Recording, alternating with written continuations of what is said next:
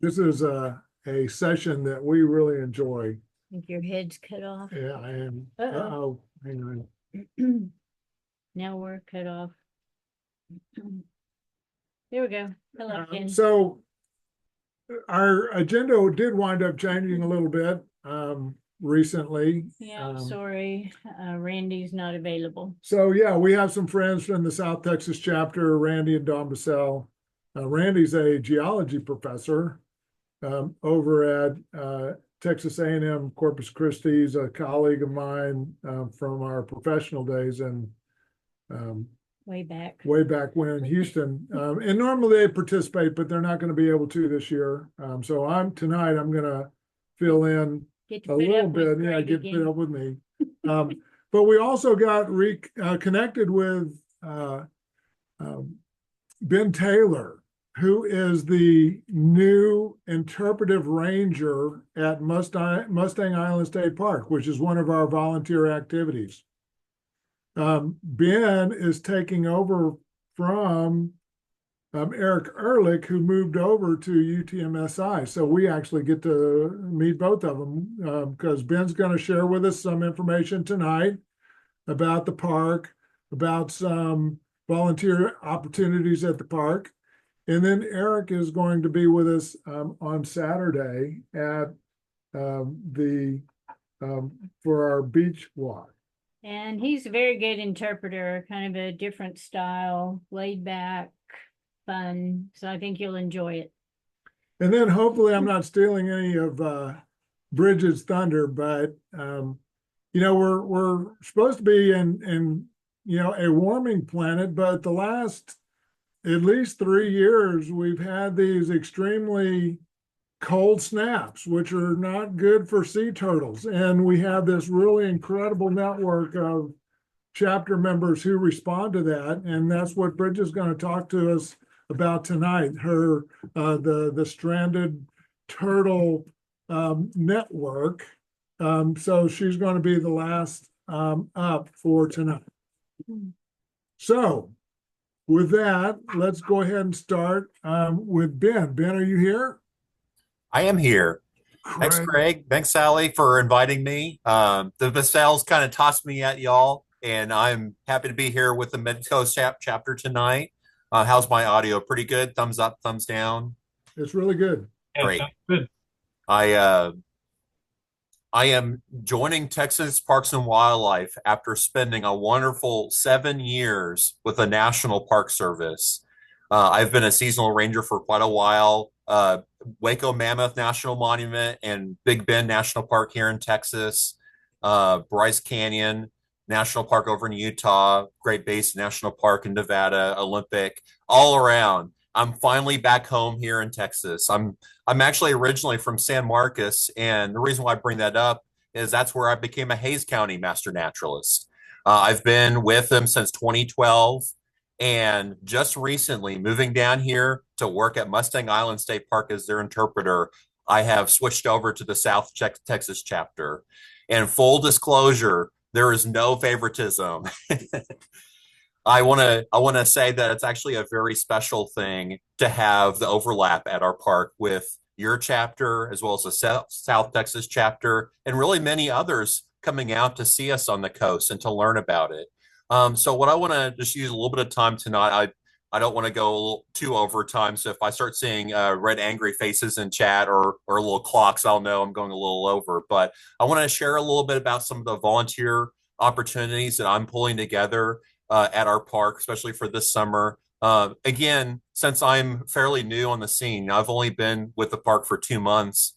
And many of y'all are familiar with my predecessor, and he'll on Saturday, it sounds like, be sharing a lot of cool stuff with y'all. A lot of this I'm sharing with you is sketching with pencil. So let me go ahead. I'm going to see if I can pull up my screen share here and just share kind of, I have a little assembly of visual help with this here.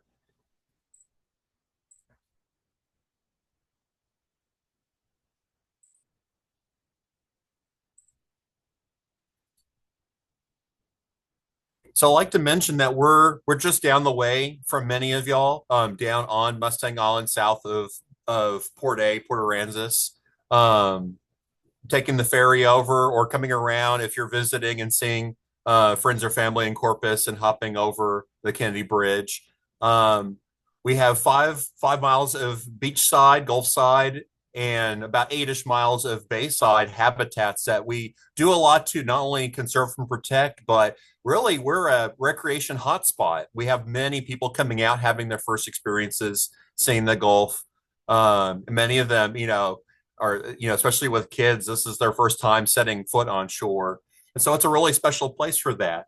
And what I would really like to have volunteers helping us with, especially master naturalists, are all the aspects that come with having a park like we have. Some of the things I'll cover briefly here is kind of what we do with some of our programming, which is through educating and inspiring our visitors. Some of the shoreline help that we get with master naturalists doing projects on the beach or other places where we're trying to take care of the park, litter cleanup and whatnot.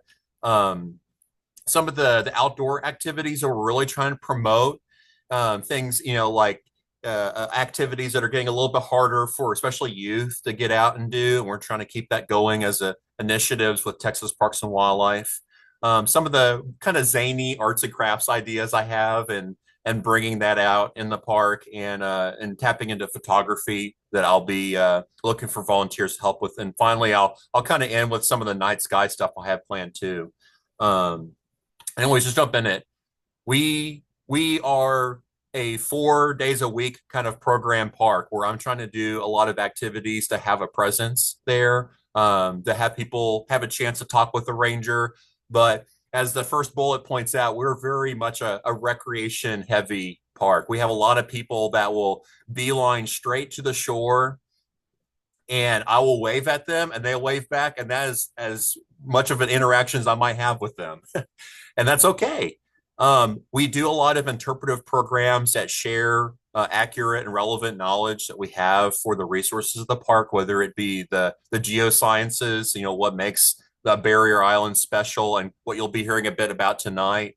But also, the cool plants and animals that thrive in our area, and many of them, very relatively scarce, or some of them only live in our area or reintroduced in our area.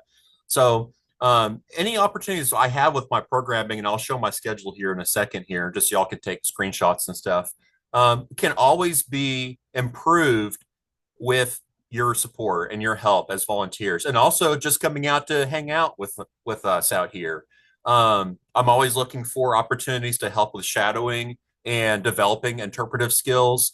My regional interpretive supervisor, y'all, many of y'all are probably familiar with Ben Horstman. Now there's two Bens on the scene, so we're just making it even more complicated now.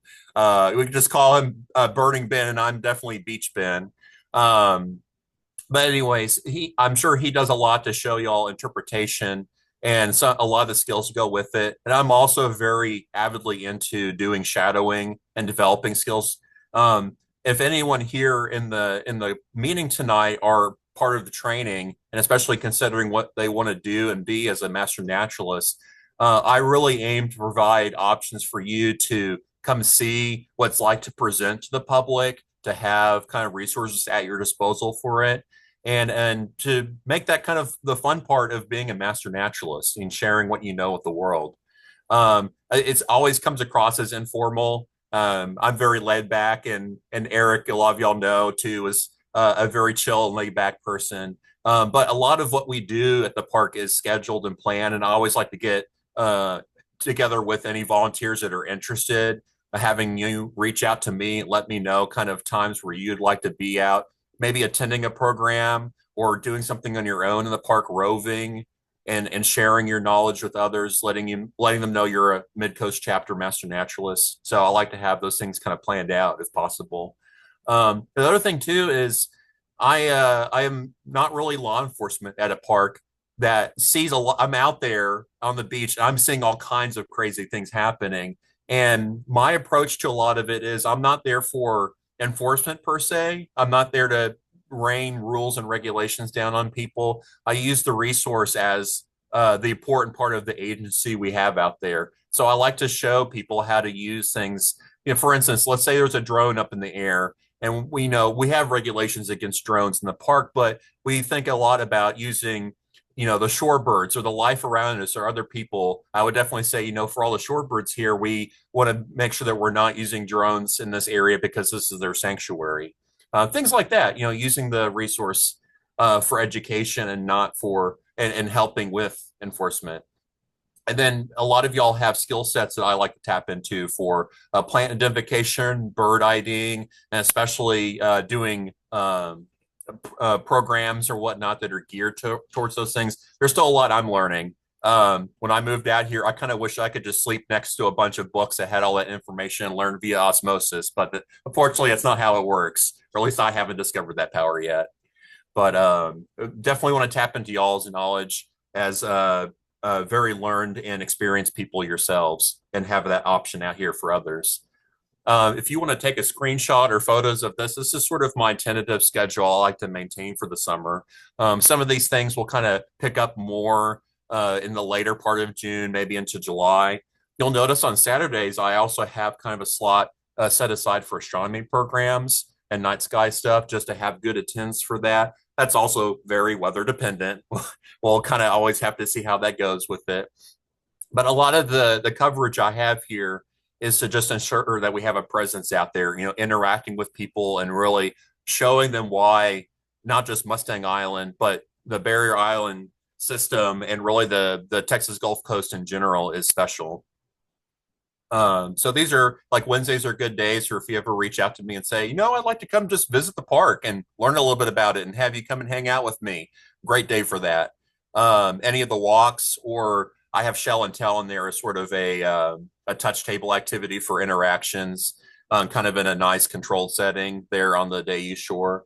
These are all good times too if you want to come out and just shadow, see how things are going for it, or jump in yourself, offering a little bit of information or your expertise with others. And again, this is kind of sketched in pencil, but this is kind of my rough schedule for if you ever want to come out and hang out.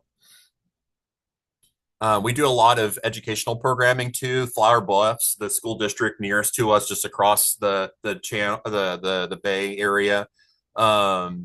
Lots and lots of attendance out here for different school groups, as many different ages. I would say compared to a lot of the other state parks I correspond with, we get a lot of kind of older students out here, a lot more middle school and high school, and that kind of has a different approach than some of the younger kids that might be coming out to other state parks. I've done a lot of volunteering at Lockhart State Park. Highly recommend if y'all have not had a chance to visit. Much younger groups coming out there. Whereas for us in Mustang Island, we are always looking for people that are interested in hosting stations, coming out with your own expertise. If you've done things with like Sarah there at Goose Island or other special places nearby, and you have programs you like to do, reach out to me. Let me know some things you're interested in. I'm also developing TEKS-oriented modules to have at our park here. So this things you can just say, hey, I'm available. Just let me know, and I'll reach out with upcoming events and stuff, usually with at least 3-ish weeks in advance. Sometimes the teachers don't even inform me that, so we'll just have to see. But just modules that you can just say, hey, I'm available, and I can provide it to you, give you a rundown how it works, and it can be pretty straightforward. And you get a really great impact, inspiring up and coming generations and why these places are important.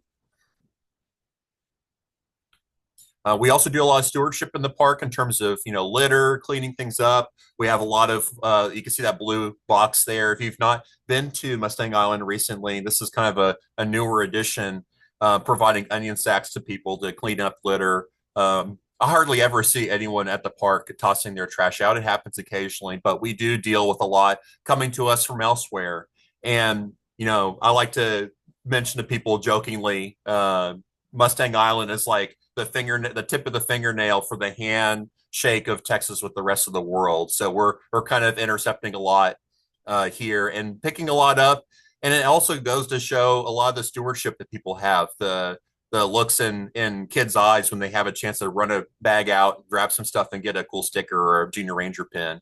But y'all too are really valuable to have out and helping us with doing that stewardship. A lot of tour patrol will be done here. Not as often as some other areas, but we do get ARC coming down and checking things out. I try to keep an eye on things. A lot of our staff here are all pretty much know the game plan for responding to turtles and reporting them. Occasionally, you can see there, I have to wrestle out any of the Atlantic greens that get stuck in the jetty rocks. It happens. Um, but always looking for, taking care of the resource. That's one of the biggest reasons why we have a state park. It's not just a recreation, it's the resource too. We're working on getting fishing, kayaking, archery going. Kayaking programming is probably the first thing I'm going to start offering, probably a little bit later in June. We'll just have to see. There's certifications and stuff I need to get done too. Archery, we have new archery kits that come with atlatls as well. So there's a lot of connections we want to make with that and offering that fairly soon too. Again, these are kind of work in progress things, but just keeping in touch with us, and I'll definitely let y'all know as a chapter when we have some of these options coming up, and also coming out yourself just to enjoy it, with your friends and family. Arts and crafts. These are going to be things where I'll definitely want some help from volunteers for doing photography or helping me with event ideas. That kind of wacky, zany art that you see there on the left, that's from when I worked at Great Basin National Park. We did an idea where at one of our evening programs, we had an artist in residence bring out some furnished canvases that we under red light had people just paint all over with whatever colors they thought on hand, and they found out the next day what they actually painted. And these are just kind of the fun things I want to incorporate into our programming, and definitely am looking for volunteers that are more on the artsy side that like to engage with things like that. There might be a sand animals contest coming up at the end of the summer too. I'll be arranging, so just having some fun as well. And finally, I'll kind of wrap up with a lot of my background, especially working with the National Park Service, is providing interpretation of the night sky. I'm entirely self-taught. I started with nothing, and I'm at a point now giving hundreds of programs with it that I can tell anyone confidently that we're all lifetime learners. And so, if you've never ever done astronomy and you really want to learn, I want this to be a good place for that. I want to give y'all options for coming out and assisting with some of these programs. These are the time slots I've set aside for it. Some of them have not yet been posted in terms of our events. And I'm really going to be looking for volunteers, usually 2 a night, to help with monitoring and moving traffic, just keeping the groups around organized. And most importantly, having some folks that are interested in being presenters, or if you are a hobbyist or a expert in the fields of astronomy and you have a telescope you would like to bring out and share with people, reach out to me. I'll have my contact information here in just a moment, and I'd love to have you out. Again, this is all weather permitting, but I find that especially when we get into fall, I'm going to try to offer as much as I can so that weather might try to throw us a curveball, but we'll hopefully have something at least once a week going on, especially in the fall. But this is sort of our summer night sky programs and evening programs. Doing some full moon lit walks too of the shore. So I'm going to be doing some planning on that. Should be fun. Bring some UV lights out, see some of the cool fluorescing of some of the shells of the ghost crabs or other plant life that kind of utilizes that. So a lot of great options. And I'll just kind of wrap up with, there was a lot that I covered in that. If any of you have thoughts, interests, or especially questions, feel free to reach out to me. I'm doing a lot to bring not just y'all, but also the South Texas Master Naturalist chapter in for opportunities. And so I love to have y'all out here. And if you've never been to the park, or you just recently moved here, or you just never have had a chance to come down and see us, just let me know. Reach out to me. I'm happy to make some time to show you the park, to do a little sightseeing around, to walk the Gulf side. The bay side of our park is difficult to get into, but it has incredible habitat. It has some of the best tiger beetle hunting you will ever find. And Ben Horstman took me out there, and I'd never realized that's something you could do but going out and seeing a kind of more wild side of our park that soon I'll be looking for expertise in maybe doing management plans for and really working with our assistant superintendent Clarissa and our superintendent Scott to look after that site as well to protect it as part of the resource. But anyways, from one master naturalist to the rest of y'all, thank y'all so much for all the hard work y'all do and hope to stay in touch. And thanks for having me out tonight.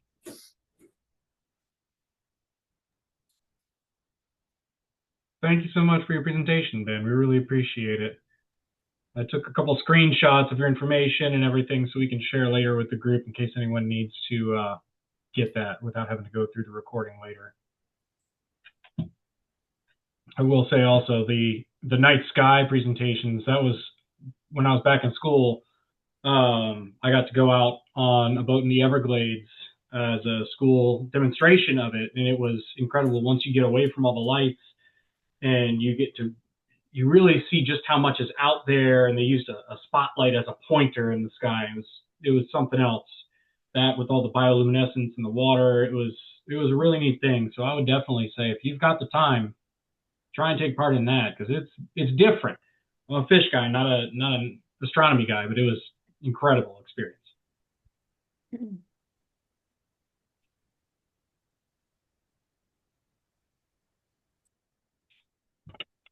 And one thought is you never know when the clouds are going to move in, but if as a kind of fallback, maybe having the UV lights with a sheet up and see if you can get some insects to come in, some moths and other insects to come in might be an idea. Yeah, that sounds like a great idea. We've been watching, there's a program that's been on Wednesday night Wednesday at night, 9 o'clock on PBS. insects the last 3 weeks. So I think they had 4 sessions. And some of it was mothing in the Amazon jungle. So they had some really incredible insects coming into their UV lights at night. Some of them pretty big. Any other questions?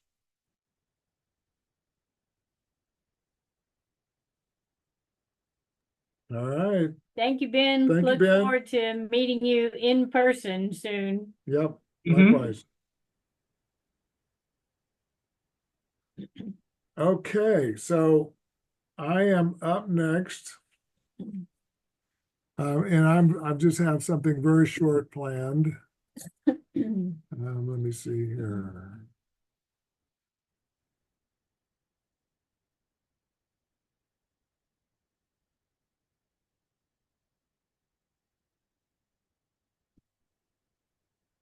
Okay, so what do you see? You see the triple whammy?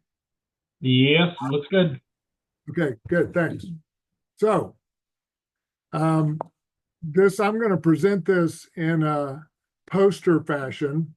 This is a poster I created that I call the triple whammy of Texas shoreline stability. The reason I call it the triple whammy is there's 3 factors that influence the stability or position of the shoreline. And it's what sea level is doing, whether sea level is either going up or down, what coastal subsidence is doing, whether the landscape is moving down or upward. And then also what are sediment supplies doing, which nourish the beaches. And all 3 of these are currently working against us. They're moving in the wrong direction, which is why I refer to it as the triple whammy. The center of our poster shows a map of Central and South Texas, and it has our ecological regions as a backdrop. The outermost pale yellow parallel to the coastline is the mid-coast barrier islands and coastal marshes ecological region. So that's the focus of this week's session. It has the rivers that are flowing across our part of Texas, beginning with the Rio Grande to the south, the Nueces, San Antonio, Guadalupe, Lavaca, Colorado, and the Brazos rivers. It also has the major reservoirs in these light blue colors. Are the major reservoirs that are occurring along those river courses, which are where we built dams and are impounding water in those reservoirs. Okay, and also this gray shaded area, that's our 8-county chapter area for the Mid-Coast Texas Master Naturalist. Okay, so let's start with sea level.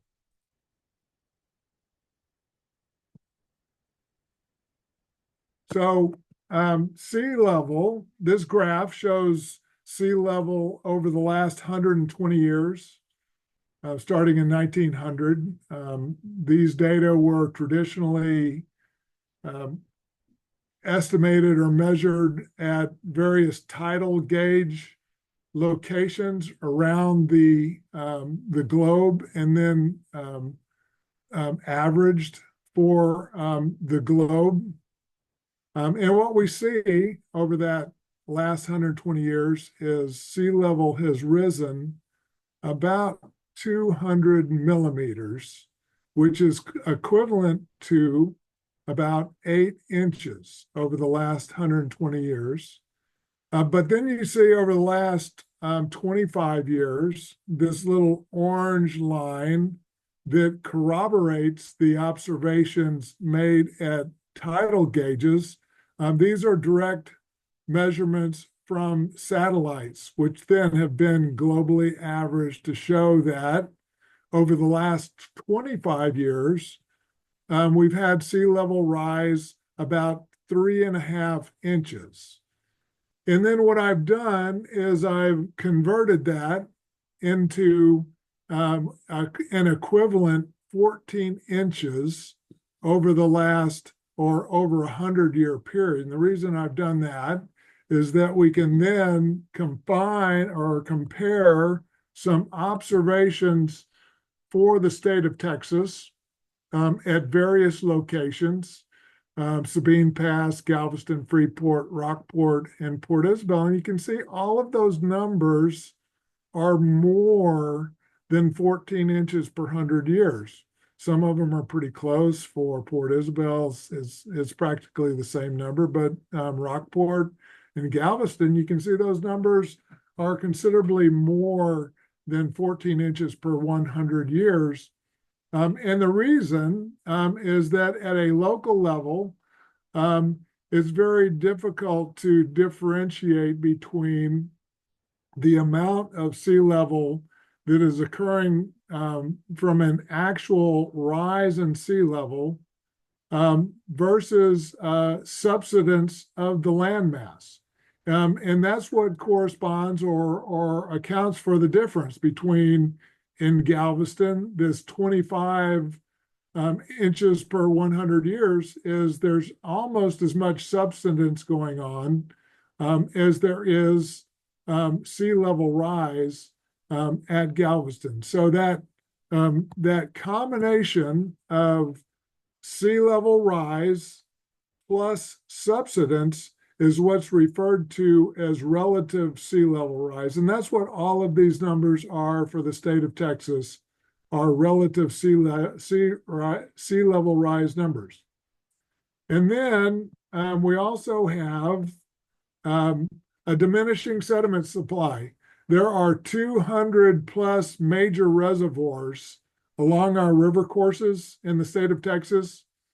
And all of those reservoirs are sediment traps, where sediment that would normally be flowing down the river courses are being trapped in the impounded areas back behind the dams that form those reservoirs.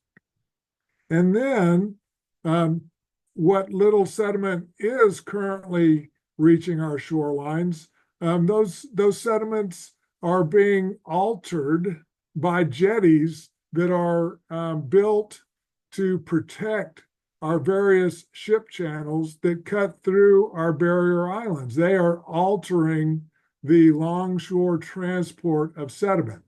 And by longshore, what I mean is that when wind direction is approaching a shoreline at an acute angle, less than 90 degrees, it creates wave fronts that are perpendicular to that wind direction that are then breaking onto the shoreline at an obtuse angle greater than 90 degrees. And what that does is it tends to push the water and it tends to push the sediments in a downwind direction. So you have the wavefront that crashes into the beach at an angle, and then the water recedes and it pushes again back at an angle, and water recedes, back at an angle, water recedes, back at an angle. And what happens is that creates a current parallel to the shoreline, which tends to move sediment and other things down current parallel to the shoreline. That is called a longshore current and longshore transport of material. And I don't know if you've ever gone to the beach and you got into the ocean and you went swimming and you wind up being down current of where you got into the water. And that's because of that longshore current pushing you down current. Okay, so let's look at our map for a second. And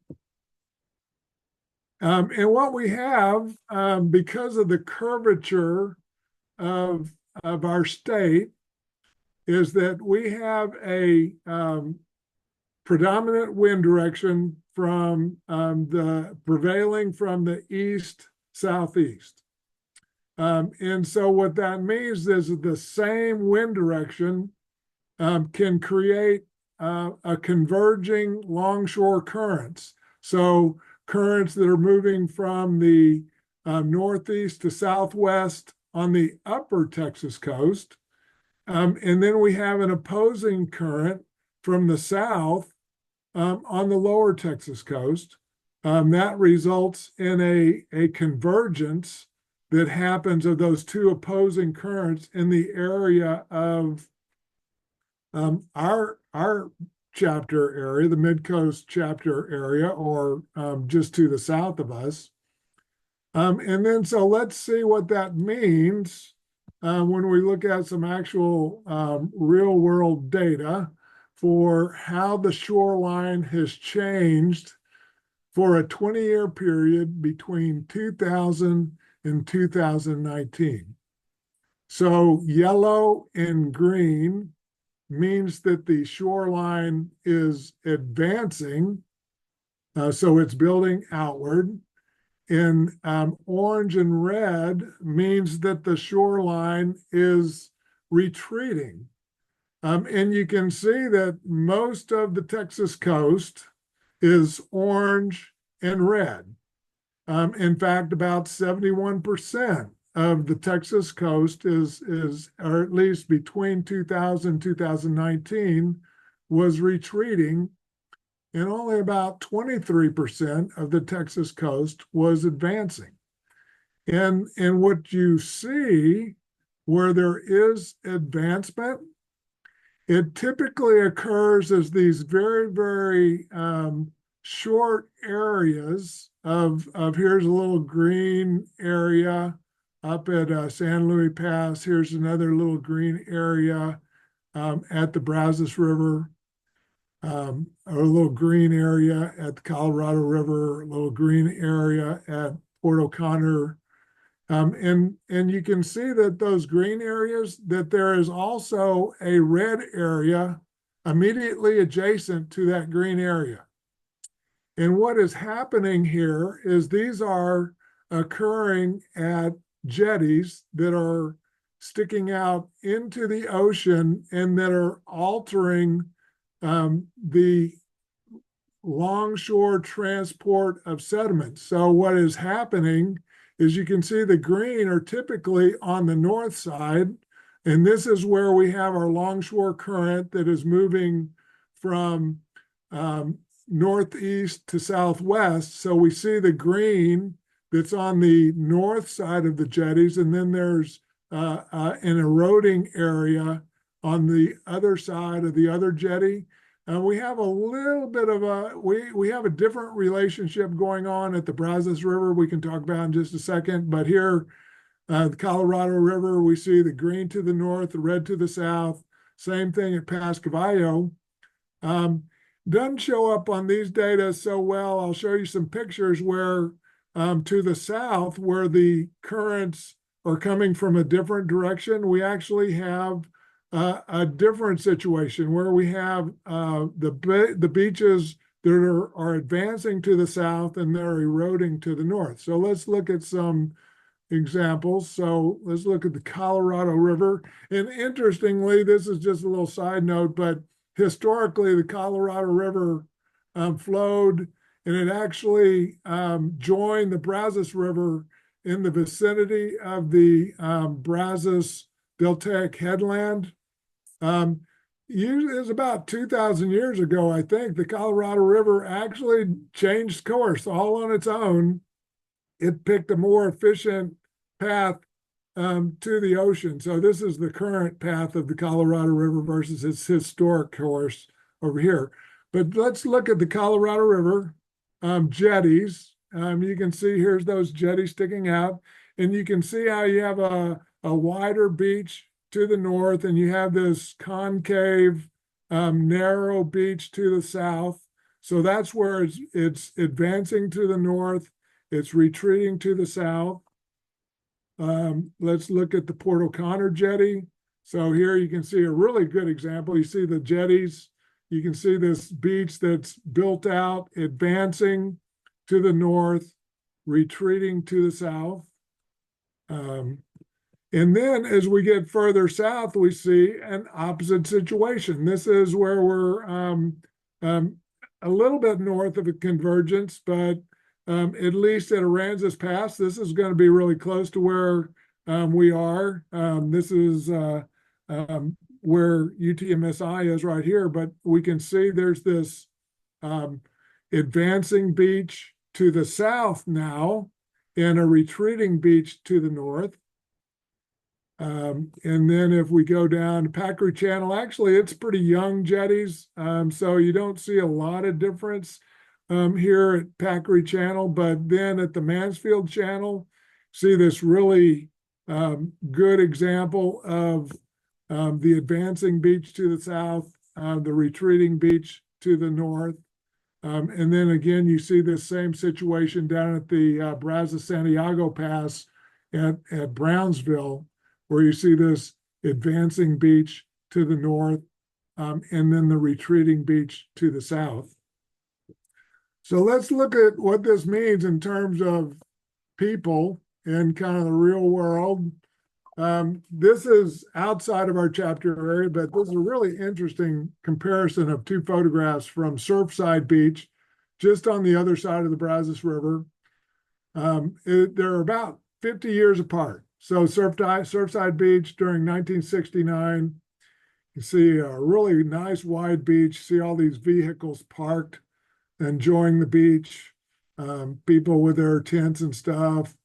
And then you can see a line of houses. You can see vegetation in the beach area along these lines of houses. And then 50 years later, you can see most of these houses, this whole beach is gone. Most of these houses are gone.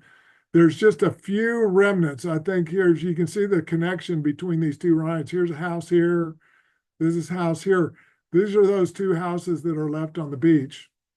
Here's this road that was well inland in 1969, which is now very much a coastal road.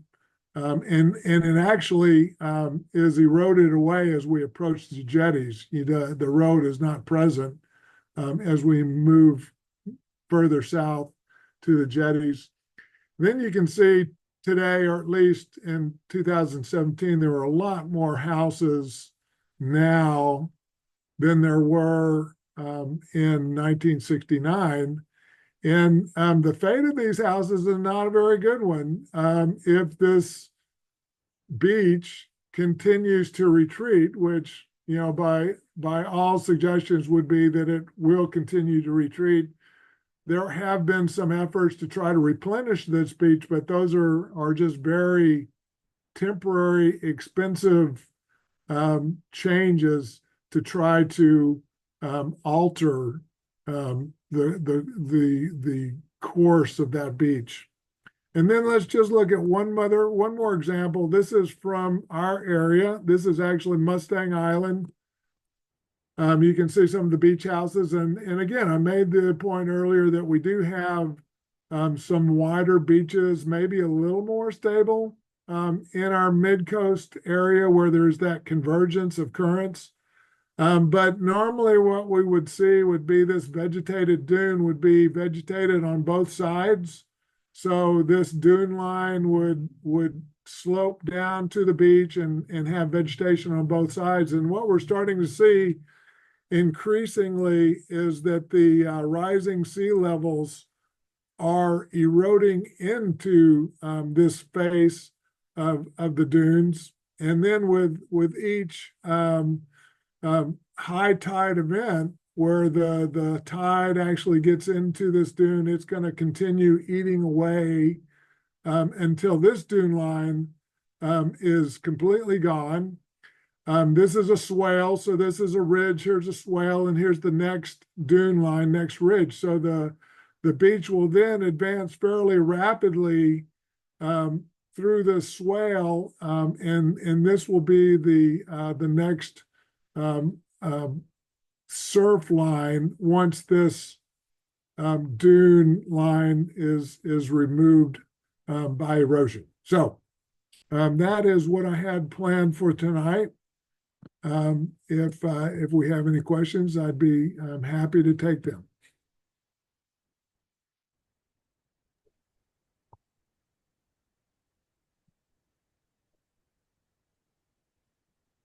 Any questions, anybody?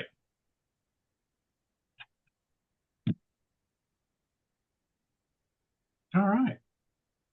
Well, thank you very much, Greg. Appreciate the presentation. I will also say, I don't know if anyone noticed last session, but when we were out on the pier, you may have noticed a very similar situation that Greg was showing with the different jetties and how it would build on one side and retreat on the other. The pier at Pimar was actually built as a breakwater, and on one side it's actually built up about twice as far out as it is on the other. So it can be a pretty significant change even there in the bay.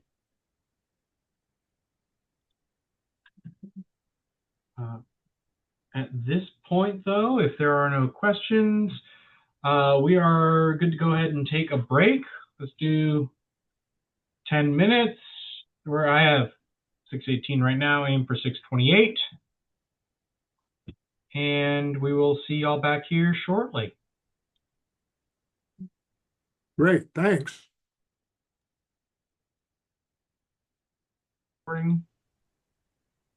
Remember that. Hey, let's see here.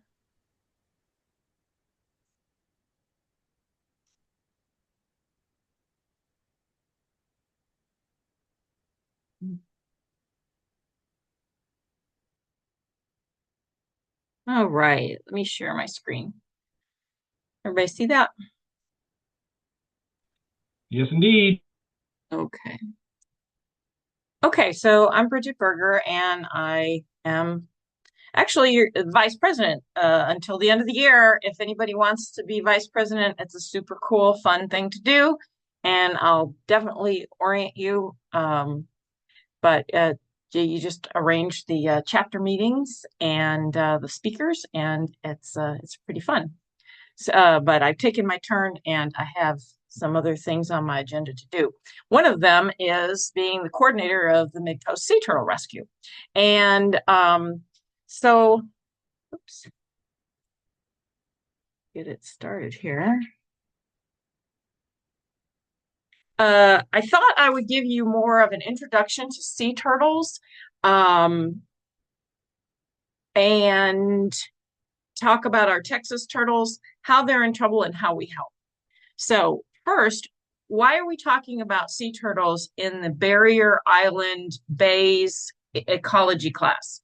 It's because sea turtles very much utilize these areas.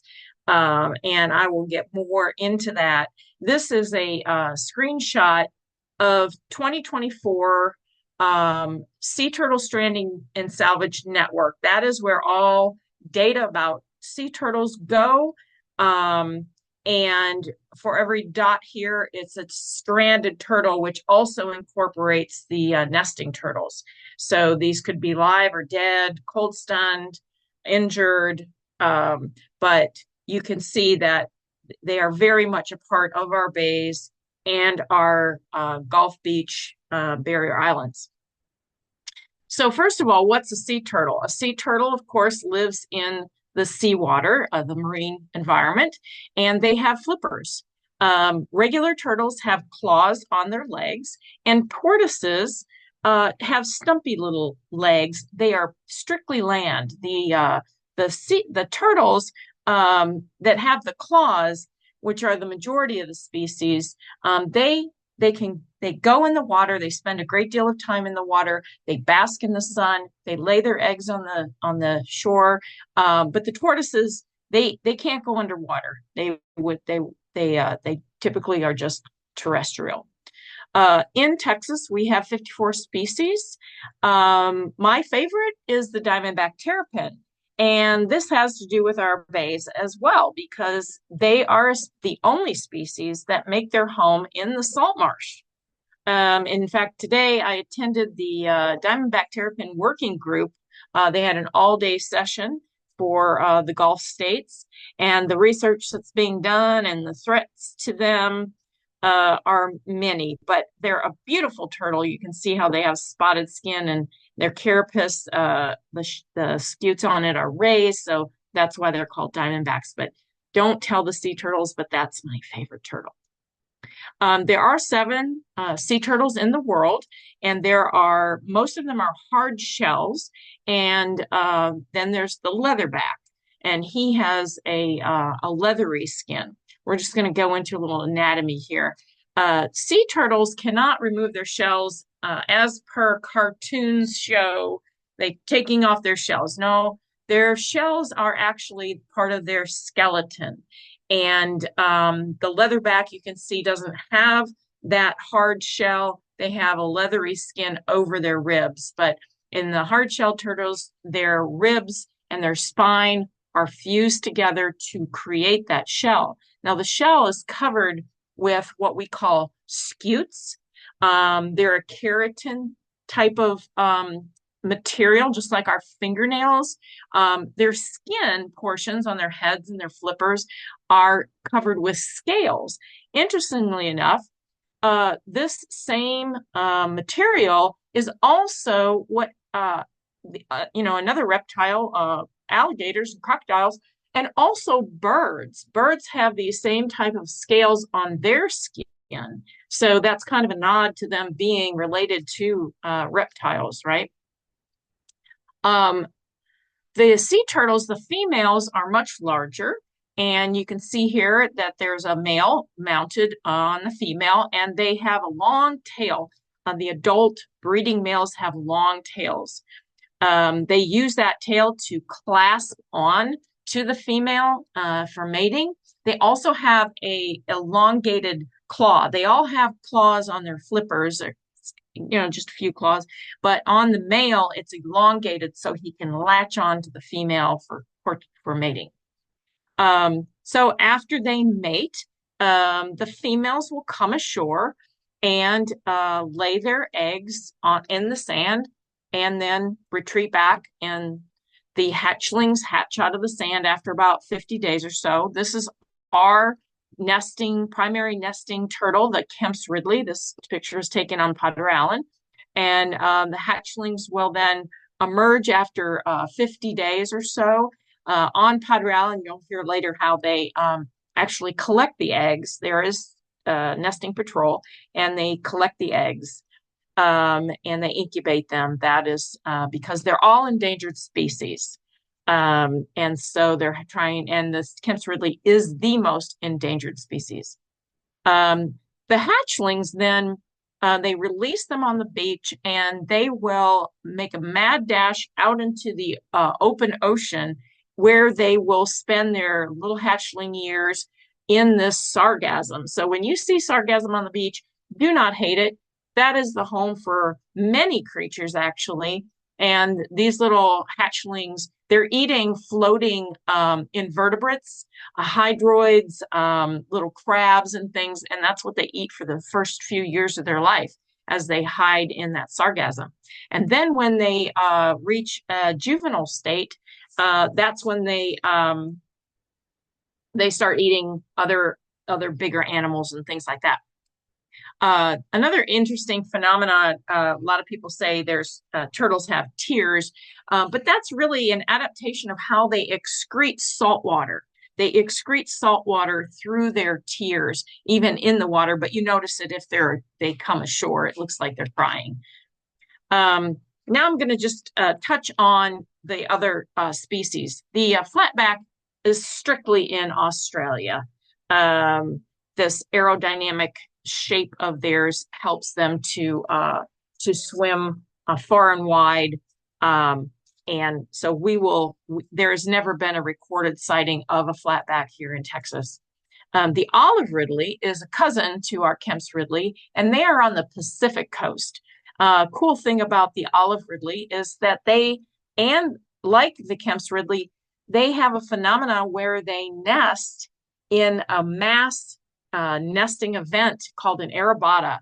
It is associated with high winds, offshore winds, and they come ashore and they all nest in sequence. So there has been one recording of an olive ridley, and that was in 2019. This was a stranded recording on that salvage network, and it was at Mustang Island, coincidentally. How about that? The leatherback is the largest of all the sea turtles. It can weigh up to the largest recording of a leatherback was in Wales in 1988, and it was 2,000 pounds. It was 9 feet long. On average, though, they're about the females are about 5 feet long and 800 pounds. Still a massive turtle. They are worldwide, and these turtles can dive pretty deep, and they go into more colder temperatures than the other hard-shelled turtles. And they think this the leathery configuration of their carapace allows them to do that. So they're pretty cool. Now there has been 18 recorded strandings of leatherbacks. And actually last year, a friend of mine sent me this picture. This was in Galveston Bay, and there was a leatherback there. So this was clearly a leatherback in Galveston. So they are known to come into our waters during the summer times. So they're not, remember the stranding network is just stranded turtles, which means they're either injured, they're not necessarily sightings. So that didn't want to mislead you on the sightings, only 18 sightings. There's probably more sightings. Now, these are our true Texas turtles. These are the ones we see regularly.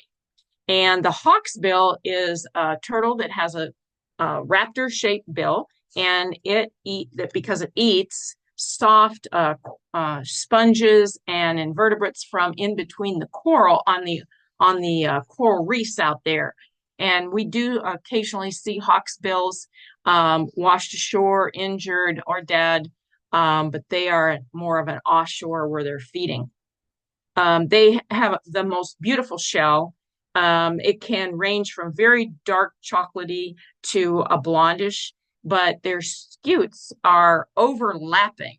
And so that's kind of a hallmark of that Now, because they have a very beautiful shell, they have historically been harvested for jewelry and other ornamental goods that we would wear. So in your travels, please try to recognize a true tortoiseshell from imitation. We like to imitate this with coconut or horn or even plastic. So if you're traveling abroad, please pay attention and try not to purchase any true turtle shells, because not all countries have made that illegal like we have. The loggerhead is named for its great big head and neck. And that's because it's a carnivore. It has powerful jaws and it crushes crabs and it crushes, here it's eating a lobster. And so it's the carnivore of the turtle species. It's also known for epibiosis, which means epibiots are things that cling to other creatures. And so the loggerheads are very tolerant of having algae and hydroids and things growing on its carapace, which then attracts feeder fish. And so that creates a symbiotic relationship between feeder fish and the turtle, and the turtle gets cleaned and the feeder fish get fed. So that's kind of a cool feature of our loggerhead. Now, back in 2022, there was a type of a crisis. You can see here from the Sea Turtle Stranding Network's data how in 2022, it more than doubled the number of strandings. And it kind of continued a little bit in 2023. And all they could say was that it was a loggerhead debilitating syndrome is what they called it. They were malnourished. There wasn't anything quite to point to. So I still think they haven't figured out exactly why, but there was a big spike in these strandings. Now our Kemp's Ridley is it's the smallest of all turtles, and you can see how very round. It's almost as wide as it is long, very round shell. But they're the nesters here. Now, one day I went down this rabbit hole. I had to know, why in the world is it called Kemp's Ridley? Well, that's because of this fella named Richard Moore Kemp. Back in let me check my notes, 1887, he started writing to this fella at Harvard and about this bastard turtle. Locally, it was thought to be a hybrid of a green and a loggerhead, and kind of like a mule, where a mule is a hybrid between a donkey and a horse and can't reproduce itself. That's what the locals kind of thought. But in 1880, Mr. Kemp sent Harvard some samples of the Kemp's Ridley. And this is all on the Harvard website, where you can actually see this is a specimen that Mr. Kemp sent there. And Mr. Garman, who is the lead herpetologist there, he defined it as a unique species. And in consideration of Mr. Kemp's dedication to all this, he named it after Mr. Kemp, the Kemp's Ridley. And Ridley is thought to be a colloquial term for a riddle. So the riddle was not quite solved, but it was a new species. On Mr. Moore's tombstone, it does give him credit for that, which is kind of cool, I think. And he's buried in Key West. So the Kemp's Ridley was not well known until, let's see if we can. Here's the Arabata. So in 1947, this fella landed his plane and documented this Arabata on this beach in Mexico. And nobody until then knew where they were nesting. Well, I'm sure the locals did, right? But it wasn't known to science. And in fact, it wasn't until, just to give you a perspective of where that beach is, and Rancho Nuevo, in relation to Padre Island. So that video did not get known to science until actually 1960s, because it sat in somebody's drawer for 20 years. But the Padre Island National Seashore is very much dedicated to the Kemp's Ridley, and in fact, more of the sea turtles nest down on the southern shores than they do on the northern shorelines of Texas. And you can read all about the story of the Kemp's Ridley on their website. But it is in gratitude to Dr. Donna Shaver, who is not only the chief scientist for the sea turtles at Padre Island, she's also the coordinator, the Texas coordinator. Every state has a coordinator in the Sea Turtle Stranding Salvage Network. So we send all the data to Dr. Shaver, and she takes care of all those numbers, and she tracks them and all of that stuff. But she has dedicated 40 years of her life to that. So as I mentioned earlier, there are many beaches that have nesting patrol, and this is a volunteer job that you can do. You must take training, of course, and they harvest the eggs and they send them to, if you want to see a sea turtle release at Padre Island, and you can watch their hotline. So they should be starting up sometime probably in June or July, as they take about 50 days or 2 months to hatch, but they will announce it on the Sea Turtle Hotline. Now, our green sea turtles is the last species, and these are the sea turtle that is in our shallow bays. When they are 3 to 5 years old, they come into our shallow bays and they become vegetarians. They eat the seagrass and they eat the algae. But they are ecologically important. There's been studies done where the seagrass is healthier where there are green sea turtles. And of course, seagrass is very important for many, many, many juvenile species in our bays. Juvenile crabs and fish take refuge. They're basically nurseries for many of these marine species. So the green sea turtle helps to maintain that seagrass. That's where we come in. So our Mid-Coast Sea Turtle Rescue Program is a program under San Antonio Bay Partnership. It's a nonprofit organization that my husband, Alan, is the chairman of. And we protect and enhance the estuaries here in San Antonio Bay and Guadalupe Estuary. So we have other projects too to volunteer with. The shorelines cleanup. These are some of our master naturalists who are dedicated to helping with some of our projects. You might not have met them yet, but you certainly will, I'm sure. And then we do collect data with each of our programs, our sea turtles and our shorelines, and then you'll hear crab trap. We collect data so that we can help to define the problem and find solutions. So you can see we've been doing the shorelines cleanup for about 5 years now, and we pick up thousands of items. Abandoned crab trap closure is a Parks and Wildlife closure period to crabs and crab trapping, and they must take their traps out. Everything else is derelict, and we go out and we pick up those abandoned crab traps because they continue they call it ghost fishing. Crab dies in there, it attracts more, and so it's not good for the environment. We save critters. In fact, one time, you see my picture here, I actually found a clapper rail, which is a marsh bird. I found it in a crab trap up that was in the mangroves, and it was still alive, and I got to release it. But here's a diamondback terrapin that we found in a trap. And then, of course, the majority of them are fish and crabs. So we get to save critters. Now, the other critter, of course, that we save is with our Sea Turtle Rescue Program. And it's mostly cold stun. All we do is search and rescue, and then we transport. So we started it in after Winter Storm Uri, where I walked this 2 miles of beachfront, and I documented 140 dead turtles after Winter Storm Uri.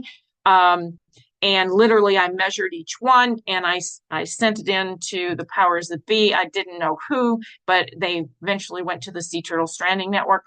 And Parks and Wildlife was also out there, and there was 557 dead turtles reported after Winter Storm Uri in San Antonio Bay and in Espiritu Santo Bay. And that told us that there was a gap. There was a gap in the rescue programs along the Texas coast. There was nobody rescuing turtles like the other major bay systems. So that's why we started the Mid-Coast Sea Turtle Rescue. So this is our domain. We do Matagorda Bay, Espiritu Santo, and San Antonio Bay. So when a cold front comes, we get out there and we pick up the turtles that are stranded. They become stranded because they're cold-blooded animals, and they cannot move if their body temperature is, frigid like the water temperature is during a cold front. And so we rescue these turtles. They're either blown ashore, they're floating, or they're blown ashore by those hard winds. And we go out there, we pick them up, and we rescue them. And then we transport our turtles to the Texas State Aquarium, most of them to the Texas State Aquarium. Some of the stranded turtles we pick up outside of the cold stunning events, we take to the Amos Rehabilitation Keep in Port Aransas. So that's what our Mid-Coast Sea Turtle Rescue does. Here's and like Greg alluded to, we have had reliably, ever since we started this rescue program, 1 or 2, and this past January, February, had 3 cold stunning events. So, it's kind of funny how they say the planet's warming when we're having colder and colder weather in the winter. But this is what we're there for, is to rescue these turtles. And the Texas State Aquarium does a great job at triaging and treating these turtles and getting them back into the water. And another part of our joy is to be able to help them put the turtles back into the water when the turtles have recovered. So, so far since our inception, we have recovered over 550 turtles in our Mid-Coast base. So what you can do is, at a minimum, if you're out on the beach and you see a turtle of any kind, and report it. If it's dead, we want to know it for science, for research. We send a volunteer out to measure it and take down the data. And of course, we transport live ones to rehab centers. Also, skip the plastic. Turtles eat the plastic because they don't know. They think it's food, and they can't digest it. So the turtle's stomach fills with plastic, and it can be fatal. Pick up the plastic. All storm drains lead to our base, and so pick it up. If you see it, pick it up. Here's your volunteer opportunities. You can, if you're in the Matagorda and Calhoun counties, you can volunteer with me or the Amos Rehabilitation Keep. They have nesting patrol. We do not do nesting patrol, but the ARC, as it's called, and also at Padre Island National Seashore, they have stranded turtle rescue, cold stun turtle rescue, and also nesting. So if you want to take that down or contact me later, I can give you these contacts. Now, if you want to read more about sea turtles, this is a excellent resource, and I just got my 2nd edition. It's about all sea turtle information, but there's some other great books about sea turtles, about how the Ridleys was found out about and helped. But there's some other resources there if you really love turtles and want to read more about them. And that's it for me.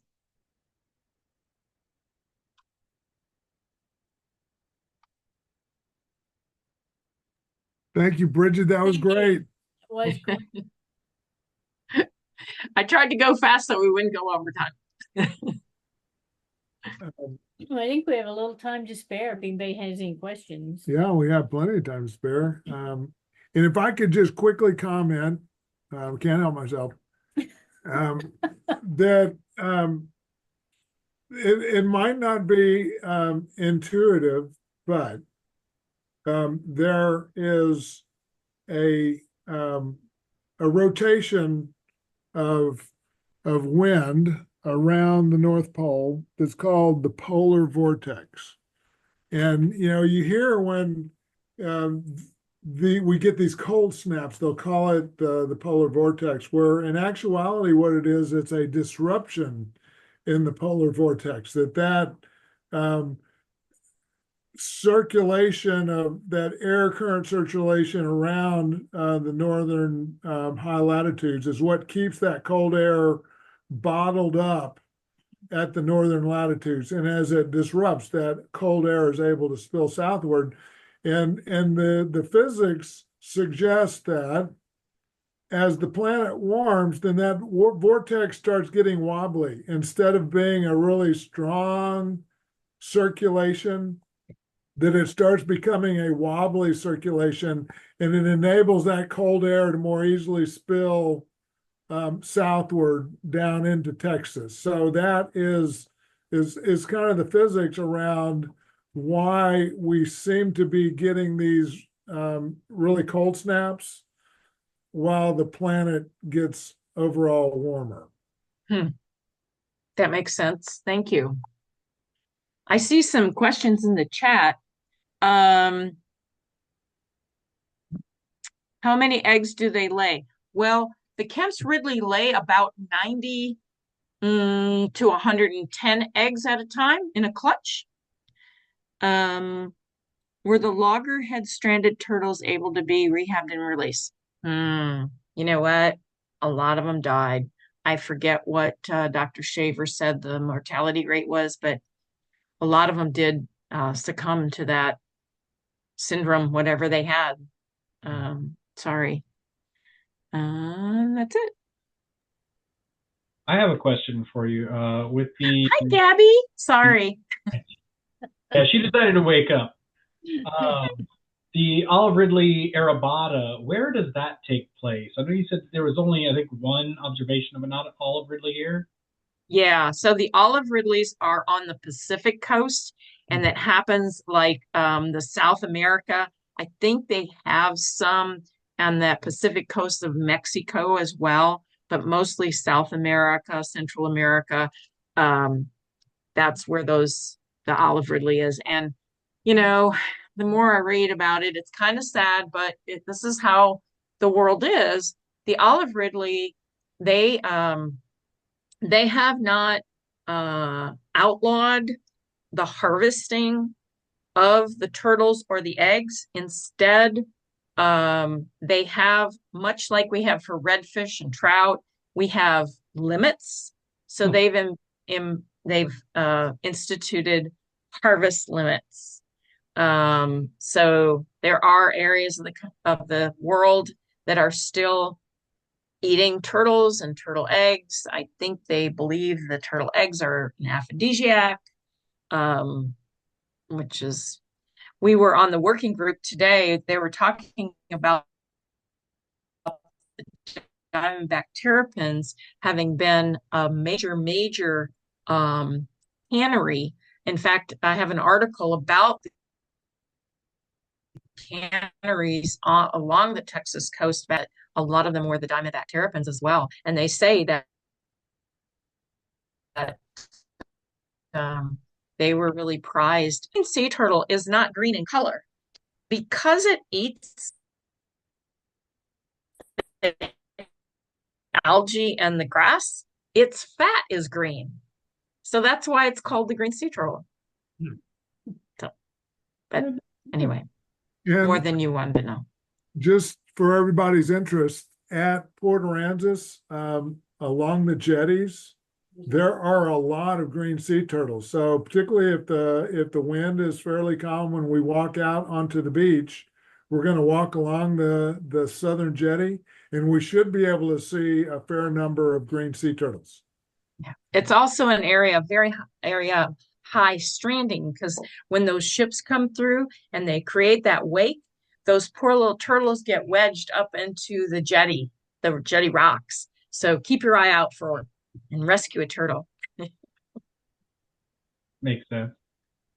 They're the ones that are only about a foot and a half, right? You just see kind of in there. Yeah, these are the juveniles. However, they can be quite large. They can be up to 3 feet long, even though they're juvenile. they're not, and that means they haven't started breeding yet. When they start their breeding, it can be 30 to 40 years before they start breeding. And then they go out into the ocean, the Gulf. So many of our marine species have that pelagic and or in near shore life cycle where they spend part of their life cycle. Flounder, trout, redfish, crabs, they all have a life cycle that they spend some of their lifetime in our bays and some on the ocean, the Gulf side.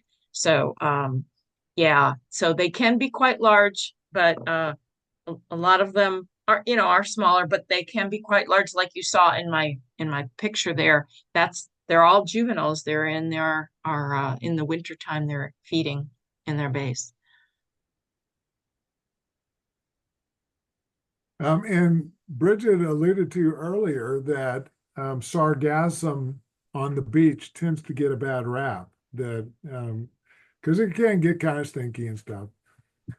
In certain years, there's more sargassum than others. And this year, Big one. there's a lot of sargassum this year. And I wonder, Jeremy, are you able to kind of talk about, why that is, why certain years you have more sargassum than others?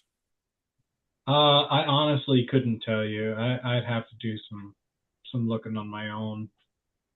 Okay. I Maybe imagine that's it has more to do with the wind patterns than anything, but I would have to look it up for sure. Oddly enough, Tatum, who's not here tonight, would probably have a better idea than me.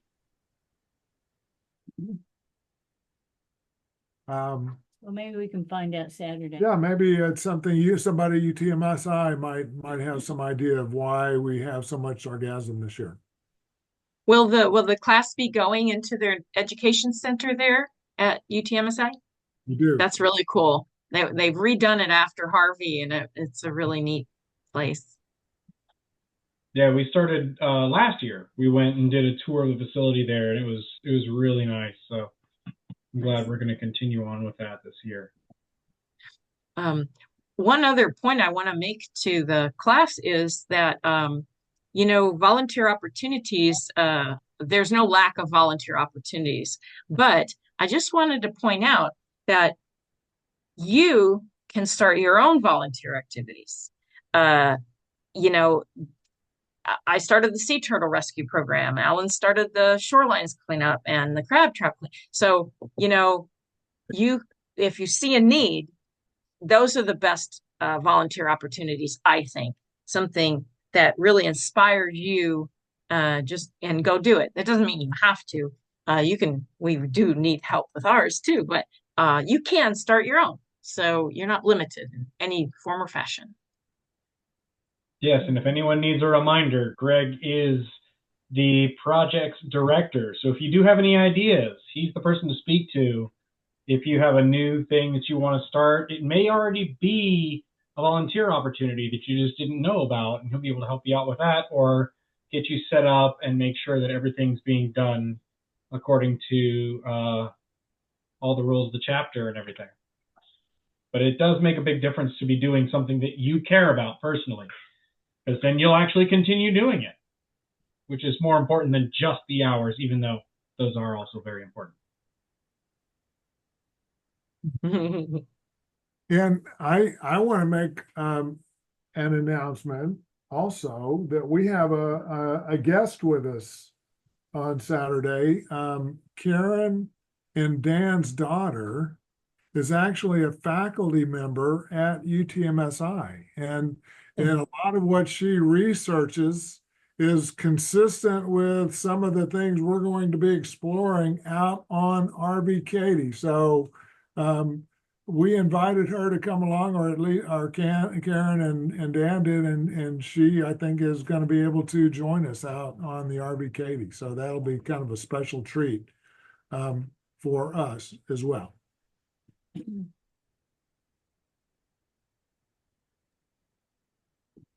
Great that she'll be able to join us. I'm looking forward to that. Does anybody have any other questions about tonight? Any other presentations about Saturday morning? We will be starting. We're going to meet at 7:45. For those who are coming from Rockport or further north, you'll probably be taking the ferry. That time of the morning, you can usually assume it'll probably take about 15 minutes, hopefully no worse. Typically isn't bad for early in the morning like that. So make sure you plan accordingly. Going home, it'll be a little different. But we will be, unlike some of the previous sessions, we can't send someone out to the gate to come let you back in. Once the boat's gone, it's gone. And you'll have to wait for us to pick up once we get back for lunch and we go over to UTMSI, to the Patton Center. So please do make every effort to be there on time. And if you're going to be running late, let me know. Give me a call, send me a text. You should all have my information. I'll try and include my cell phone in the follow-up for this, the email, so that you have it readily available just in case you don't have it. But it will be warm. We'll be at the beach. Dress appropriately. So there's a question on the chat about when are we going to have lunch, and not on the boat. That We'll be on the boat most of the morning. but we will reconvene at the Patton Center, and I think Adriana Reyes is going to give us a brief introduction and tour to the Patton Center, and then we lunch we'll have lunch inside the auditorium. conference room. While And Jeremy's talking. yeah, and yeah, Jeremy said 15 minutes to get across the ferry, then another 10 minutes to get to UTMSI. So I would plan on getting to the ferry landing about let's see, 7:45, probably around 7:20 or so. I'd try to be at the ferry landing to make sure you get to 7:30. UTMSI by around 7:45. Yeah, that would work. If you're going to be any later than that, just let me know. Make sure you reach out. Like I said, when the boat leaves, And I really don't want y'all to miss it if you're going to be coming out there. It's enough of a drive that you want to be able to make the whole event. And it's a lot of fun. Yeah. I'm going to sign off, guys. Okay, Good thank you. luck on Saturday. Thank you so I much. hope to see you at the graduation. Oh, good. Perfect. Maybe. Hopefully. I can't commit yet. We'll be looking forward to it, whether you show up or not. It'll be all right. Appreciate it. Thank you. All right. Bye. So there's a question about sending a coordinate to where we meet. The latitude harbor, and longitude are on the agenda with directions. the harbor area is on the north side of campus, and then Patton Center is on the south side of campus, over toward the beach. But yeah, we can drop a pin or something. Yeah, well, I'll try and include something like that. The agenda, the link that goes to map directions is for the Patton Center, which is where we will end up eventually. But you'll see a marina right nearby, and that's where we'll be. It's the UTMSI Marina. I will include that in the email that'll go out in the morning with the link for the recording and everything. So you'll have that just in case you need it.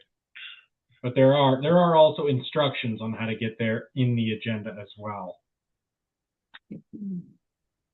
Yes, thank you. Any other questions? Hey Jeremy, it's Kim. I don't think I have an agenda. I thought I saw one, but I can't be sure since I'm not technically in the training class. Can you forward that to me when you get a chance? Not a problem. Thank you. I'll do the same for Jim and Linda, just in case you don't have it either. All right. Well, if there's nothing else, you should all have a email from me with the class representative voting that is spoken to all of the nominees. So if you wouldn't mind, please submit your vote, preferably by the end of the week. I'd like to have this completely solidified before the graduation session, which would be great so we can announce our new class representative at that point. If you have any issues with it, I believe the poll is collecting emails. That's just to make sure that there's only one vote per person. Not that I think there would be an issue, but you never know. In case someone gets a hold of the link that isn't in the class somehow. But yeah, if any questions, any issues, please don't hesitate to reach out. And we will see y'all on Saturday. So Looking it forward to it. looks like we can round up to an hour and 45 minutes for training. Yes, that would be perfect. Hour and 45. Thank you for that. I'll write it down before I forget. Okay, looking forward to seeing everybody. Bye-bye.